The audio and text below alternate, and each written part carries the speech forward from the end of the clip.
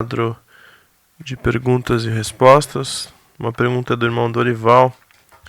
E ele pergunta: qual ser que, mesmo pedindo perdão por seus pecados, não é perdoado? E quem se suicida também tem outras formas? A primeira parte, quando há um arrependimento sincero, genuíno da parte do ser humano, recorrendo ao Senhor Jesus Cristo, esse perdão é dado. O Senhor Jesus, em muitas ocasiões, ele disse, por exemplo, para aquela mulher pecadora que foi achada em adultério, era uma mulher casada, iria ser apedrejada conforme o costume da lei. Ele disse para os acusadores daquela mulher: quem não tem pecados, que atire a primeira pedra. E aos poucos, aqueles acusadores foram se retirando e o Senhor perguntou para ela: onde estão os teus acusadores? Eles tinham ido embora. E o Senhor disse: vai e não peques mais. Em outras ocasiões, o Senhor disse: perdoados estão os teus pecados. Este perdão de pecado é algo subjetivo na vida de cada um de nós. Devemos ter a consciência de como se dá conosco esse perdão de pecados. Continuamos com a nossa natureza pecaminosa, mas agora somos pecadores arrependidos. Não podemos mais viver na escravidão do pecado, conforme aquilo que Paulo fala em Romanos capítulo 6. Se fostes batizados com Cristo no batismo, então assim também ressuscitais com Cristo. Nós agora estamos unidos com Cristo e dessa maneira temos o perdão dos nossos pecados. É algo que o Espírito Santo testifica com o nosso espírito, conforme o apóstolo Paulo ensina nas suas epístolas, como por exemplo Romanos capítulo 8, ele fala sobre isso, que nós somos filhos de Deus. E se somos filhos, somos co-herdeiros de Deus. Então isso não podemos ter nenhuma dúvida. Quando passamos pelo processo do novo nascimento, há esse convencimento da parte do Espírito e agora temos os nossos pecados perdoados em Cristo Jesus. Agora, o nosso irmão, ele fala de um outro extremo que é muito perigoso, muito controverso, que vai ser o tema de uma das nossas palestras, que vamos iniciar agora, próxima segunda-feira já, né? Dia 6 de agosto, e a primeira palestra será sobre este importante assunto, que é um assunto que deveria ser tratado em primeiro lugar como saúde pública, porque é um assunto que é bem abrangente, cheios de tabu e que é algo extremamente comum, porque não é noticiado. E aqui o que dá a entender na formulação da pergunta do irmão, se o suicida ele recebe o perdão no caso desse ato que ele comete. Então o que nós temos que entender é que a vida não nos pertence.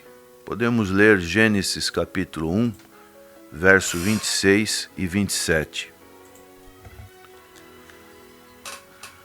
Então disse Deus: façamos o homem à nossa imagem, conforme a nossa semelhança. Domine ele sobre os peixes do mar, sobre as aves do céu, sobre os animais grandes de toda a terra, e sobre todos os pequenos animais que se movem rente ao chão. Criou Deus o homem à sua imagem, a imagem de Deus o criou. Homem e mulher os criou. Então, quando nós temos, prezado irmão Dorival, um entendimento da palavra do Senhor, somos, como o irmão mesmo perguntou, somos perdoados dos nossos pecados, somos feitos novas criaturas em Cristo Jesus.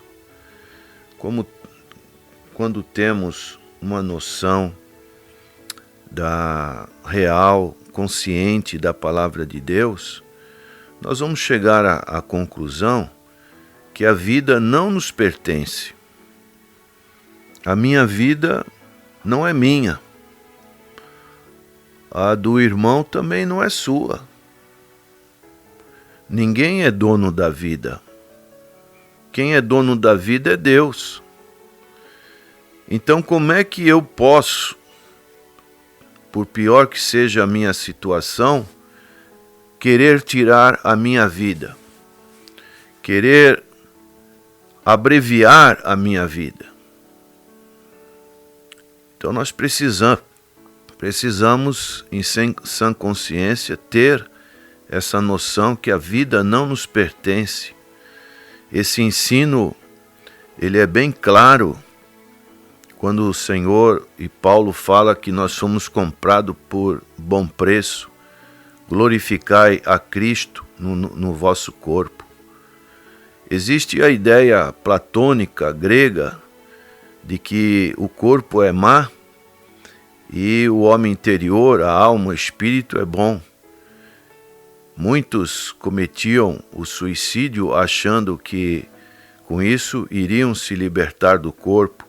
Seitas orientais também preconizam. Por isso que no Oriente, por exemplo, no Japão, a taxa de suicídio é altíssima. Um país extremamente desenvolvido tecnologicamente, mas nesse aspecto eles estão praticando algo que podemos dizer até irracional. Daí a importância que nós devemos dar também para o corpo. Biblicamente falando, o corpo, ele é o templo do Espírito Santo de Deus. Deus disse lá em Êxodo capítulo 20, chamados 10 mandamentos, não matarás. Então, como é que podemos matar o nosso próprio corpo, sabendo que nós temos uma vida após a morte, ou para a vida eterna, ou para a condenação eterna. Então devemos refletir. Esse é um assunto que é pouco tratado em todas as esferas. Agora, no mês de setembro, é um mês dedicado à prevenção do suicídio. E quantas pessoas hoje, no meio das igrejas, também estão passando por depressão, estão passando por transtornos mentais, transtornos espirituais profundos. E a liderança da igreja, de uma certa forma, é algo novo.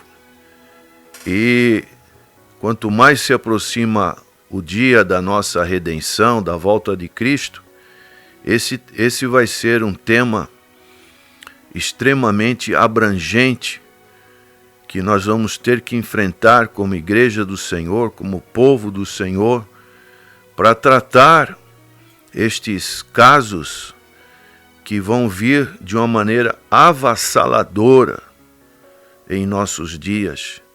Porque hoje apesar de todo o nosso conhecimento tecnológico, de todas as benesses que podemos ter na nossa vida moderna, o homem interior, a sua alma, o seu espírito continua com o mesmo.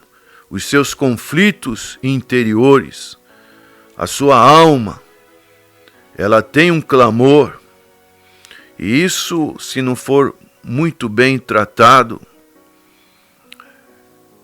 vai acontecer essas desgraças que nós temos notícias, que abalam não só a pessoa que comete esta situação, tirando a sua própria vida, como principalmente para as pessoas que aqui ficam.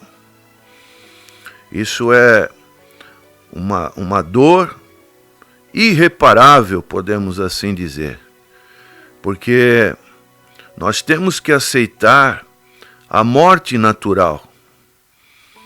E dentro do nosso Código Civil Penal, a morte ela só pode ser natural. Não existe a chamada eutanásia, ortotanásia, que são situações em que há um paliativo, ou com relação à morte, ou há um apressamento da morte. Existem países que já estão tendo o chamado suicídio assistido. Então estamos vivendo nessa onda terrível, e nós convidamos o irmão e outros que têm interesse para abordarmos com mais tempo e propriedade, no próximo dia 6 de agosto, este importante tema na visão bíblica. Amém.